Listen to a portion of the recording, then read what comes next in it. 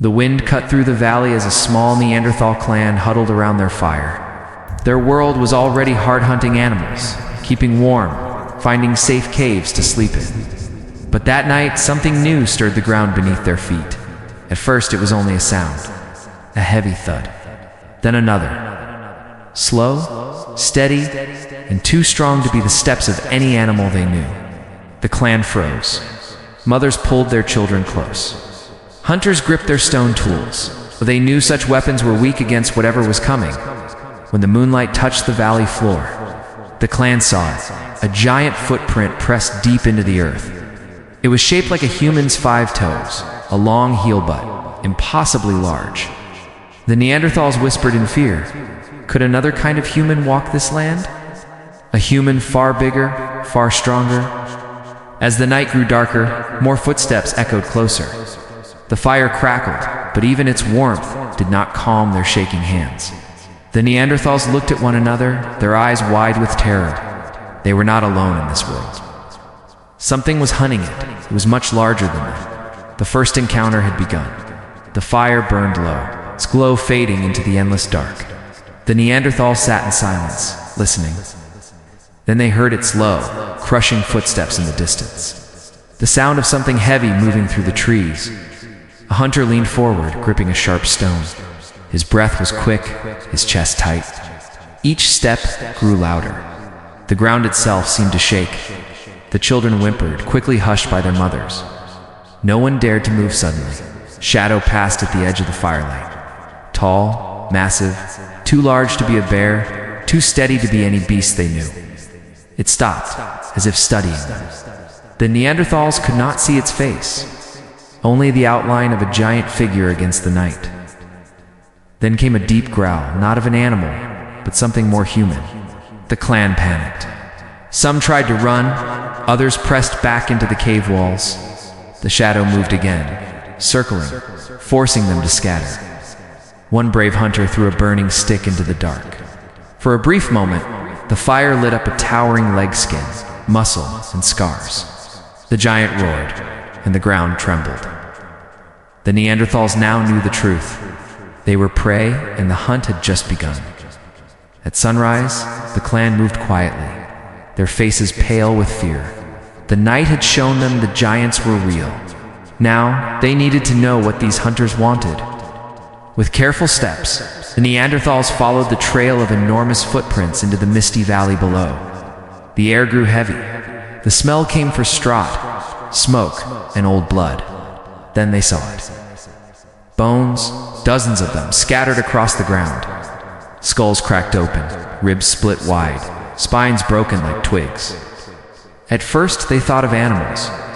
But then, one of the hunters lifted a skull with shaking hands. It was not an animal. It was a Neanderthal. The valley stretched wide, filled with the remains of their kind. Stone tools lay shattered among the bones, fire pits long dead. This was not a place of life. It was a killing ground. The clan's leader knelt, touching the dirt. He saw giant handprints pressed into the soil beside the broken skulls. The giants had been here many times before. They hunted Neanderthals, not for food alone, but for dominance, for control. The children cried softly, their voices echoing in the valley of death. The hunters looked at one another, their eyes filled with dread. If the giants had done this to others, it was only a matter of time before they returned for them. Night fell again, and the clan huddled close. The Valley of Bones haunted their minds. If the giants had destroyed so many before them, what chance did they have? The fire crackled weakly, the only barrier between them and the dark. Then something strange happened.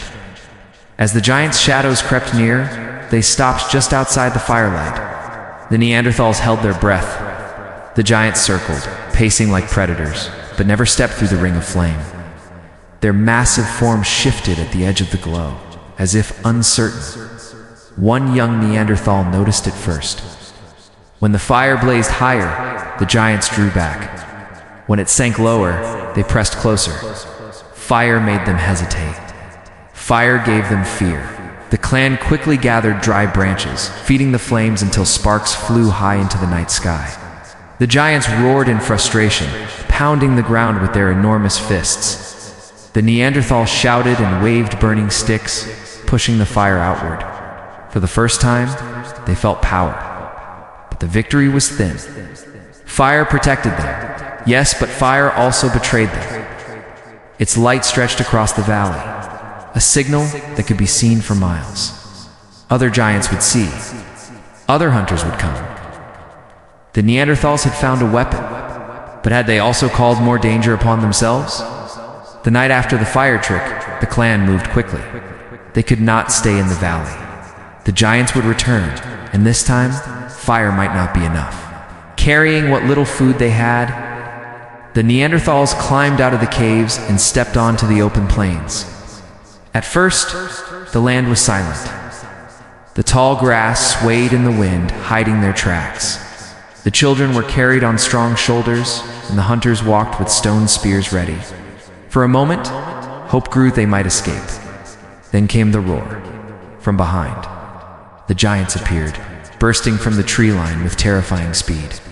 Their footsteps shook the ground as they charged. The Neanderthals ran, hearts pounding, lungs burning.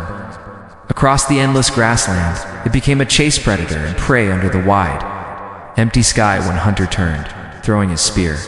It struck the giant's leg, but the beast only roared louder, hardly slowed. The giants gained ground with each massive stride. Mothers screamed, clutching their children as they stumbled forward. A river appeared in the distance, surface black with moonlight. The clan rushed toward it, hoping the water could hide their scent or block their hunters. But the giants were close, too close. Every step brought them nearer. The plains offered no shelter, only the cruel race for survival.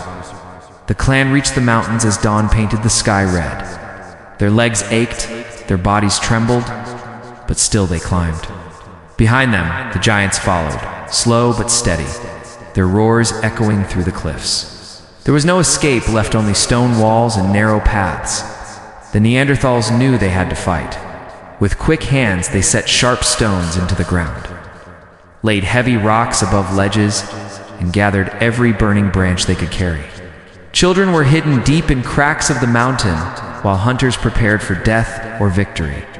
The first giant appeared, crawling up the slope like a monstrous shadow. Its massive hand gripped the rocks, pulling its huge body higher. The Neanderthals shouted, hurling spears, rolling stones down upon it. The giant roared in pain but kept climbing. Then fire lit the air. The clan swung torches, thrusting them at the giant's face. Flames licked its skin, and for the first time, fell back with a scream, crashing down into the valley below. But others were coming. More shadows loomed against the rising sun. The ground shook with their approach. The Neanderthals stood shoulder to shoulder, their torches blazing. This was their last stand. There would be no running now. The mountain echoed with fire, stone, and screams. One by one, the giants climbed, and one by one, the Neanderthals fought back. Spears shattered, flames roared, and rocks fell, crushing those who tried to rise from the cliffs. Hours passed like ages. When the smoke cleared, the valley below was silent. The giants were gone, some dead, some limping away into the mist. But the cost was heavy. Many hunters had fallen. Fires smoldered in the cracks of the mountain, and the cries of children were the only sound left.